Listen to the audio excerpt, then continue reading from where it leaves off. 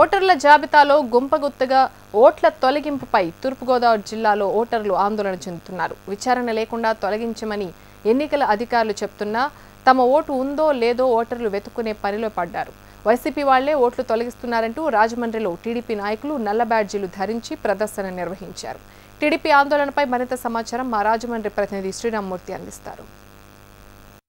ఓటర్ల జాబితాలో ఓట్ల తొలగింపు విషయం తూర్పుగోదావరి జిల్లాలో చాలా రచ్చరచ్చ కింద మారింది.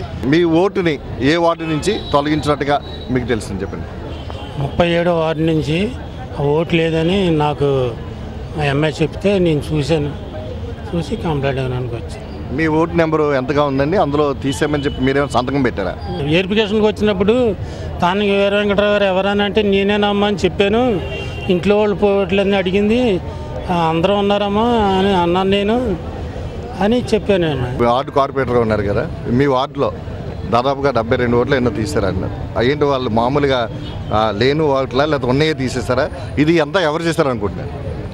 ఈరోజు ఏదైతే ఉందో ప్రజాస్వామ్యాన్ని అపహాస్యం చేసే దిశలో వైఎస్ఆర్ పార్టీ దిగజారుడుతనం తెలియ వస్తుందండి. ఏంటంటే ఎవరైతే తెలుగుదేశం పార్టీ కార్యకర్తలు వాళ్ళ కుటుంబ సభ్యులు లాంటి వాళ్ళు ఎవరున్నారో నా వార్డులో చాలా మంది పేర్లు లేకపోవడం జరిగింది. ఏం డిమాండ్ చేస్తున్నారు ఇప్పుడు?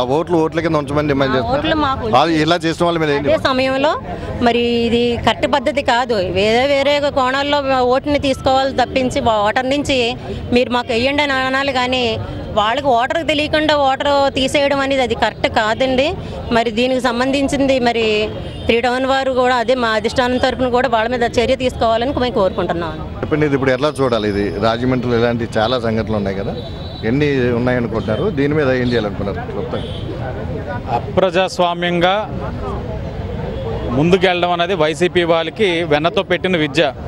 ఈరోజు రాజ్యాంగం మనకి ఇచ్చిన హక్కు ఓటు, దాన్ని కూడా వీళ్ళు కాలు రాసే పరిస్థితిలో ఈరోజు వెళ్తున్నారంటే రాజకీయ పరంగా లీగల్ యాక్షన్ తీసుకోమని చెప్పాం.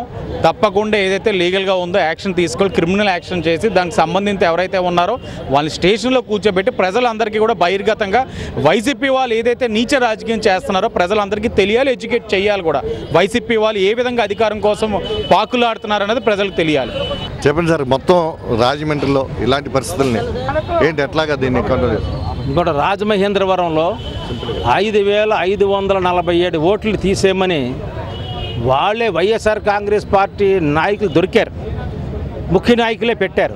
దానికి మొన్న 2-3 రోజుల కిందట కోఆర్డినేటర్ రౌత్ సూర్యప్రకాశరావు గారు మేము వాళ్ళ ఓట్లు తీయించేస్తున్నామని ముందుగా ఎదరడం వేసి దొంగ అంటే దొంగోడు కూడా దొంగ అంటే పరిగెత్తినట్టుగా ప్రవర్తించాడు.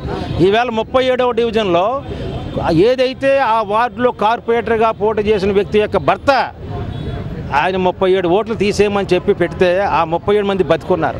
ఈవేళ ఏం చెప్తున్నామంటే ఏదైతే భారతీయ శిక్షా స్మృతికి అనుకూలంగా వాళ్ళకి ఏ పనిష్మెంట్ ఇవ్వాలో ఒక ఓటుని హరించడం అంటే ఆ మనిషిని చంపడం అనే, వీళ్ళకి హత్య రాజకీయాలు చేసినటువంటి ఆ పార్టీకి ఈవేళ ఒక ఓటుని హరించి ఆ వ్యక్తిని చంపడానికి సిద్ధంగా ఉన్నట్టు భావించి వాళ్ళకి ఏదైతే ఈ విధంగా చేసిన వాళ్ళకి 7 ఏళ్ళు జైలు శిక్ష అంటున్నారో దాన్ని అమలు జరిపే విధంగా చర్య తీసుకోమని కోరుతున్నాం. ఇది ఇక్కడ తెలుగుదేశం పార్టీ నాయకులు చెప్తున్నది. ఎవరైతే తమకి అంటే ఉండగానే ఓట్లు గంపగుత్తుగా మొత్తం తీసేయాలనే ఉద్దేశంతో వైసీపీ చేసిందని చెప్పేసి భావిస్తున్నారు.